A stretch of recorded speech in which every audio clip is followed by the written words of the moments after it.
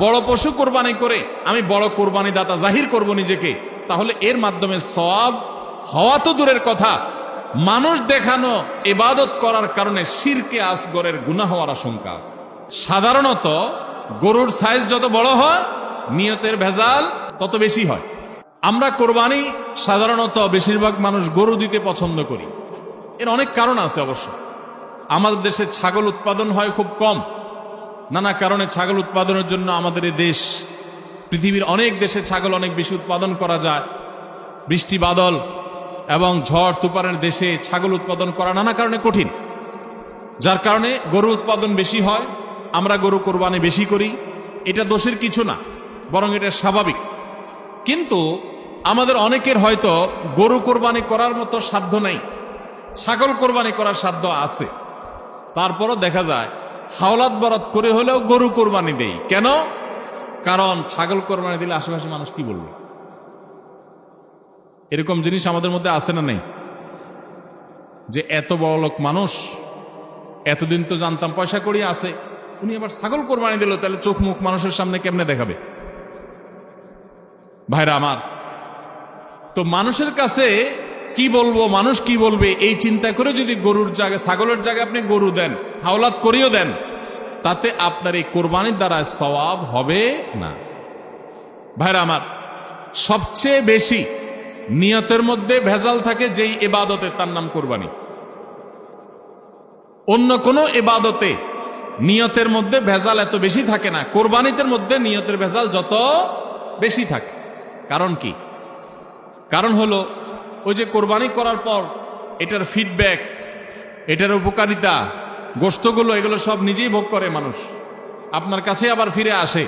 এই জন্য নিয়তের মধ্যে ভেজালের সম্ভাবনা অনেক বেশি থাকে।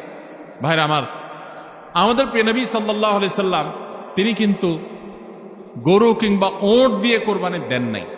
এর মানে এইটা না যে গরু বা ওঁট দিয়ে কোরবানি দিলে সওয়াব কম হবে, এটা না। উদ্দেশ্য হলো যে ছাগল, দুম্বা, ভেড়া এরকম ছোট পশু দিয়ে কোরবানি তিনি দিয়েছেন, সাহাবা একরাম অনেকে দিয়েছেন। এখনকার মিডল ইস্টের মানুষ শতকরা বোধ হয় 90-95 জন মানুষ হবে, বা আরো বেশি সংখ্যক মানুষ হবে, প্রায় সবাই, তারা কিন্তু ছাগল, দুম্বা বা ভেড়া এই ছোট পশু দিয়ে কোরবানি দেয়। আমাদের দেশে আমরা বড় পশু অর্থাৎ গরু দিয়ে কোরবানি দেই। সেটার যৌক্তিক কারণ আছে, আমি বলেছি যে আমাদের দেশে গরু উৎপাদন করা যত সহজ হয়, ছাগল উৎপাদন করা এত সহজ হয় না। নানা কারণে গরুর, ছাগলের চাইতে গরুর উৎপাদন বেশি হয়, সেই হিসাবে আমরা করি, ঠিক আছে। কিন্তু যদি উদ্দেশ্য হয় বড় পশু কোরবানি করে আমি বড় কোরবানি দাতা জাহির করব নিজেকে, তাহলে এর মাধ্যমে সওয়াব হওয়া তো দূরের কথা, মানুষ দেখানো ইবাদত করার কারণে শিরকে আসগরের গুনাহ হওয়ার আশঙ্কা আছে। আমার কথা কি বুঝাইতে পারছি?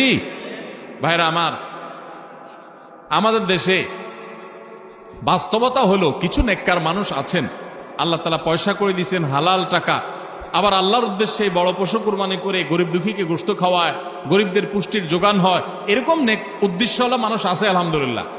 কিন্তু এই সীমিত সংখ্যক মানুষ ছাড়া সাধারণত গরুর সাইজ যত বড় হয় নিয়তের ভেজাল তত বেশি হয়।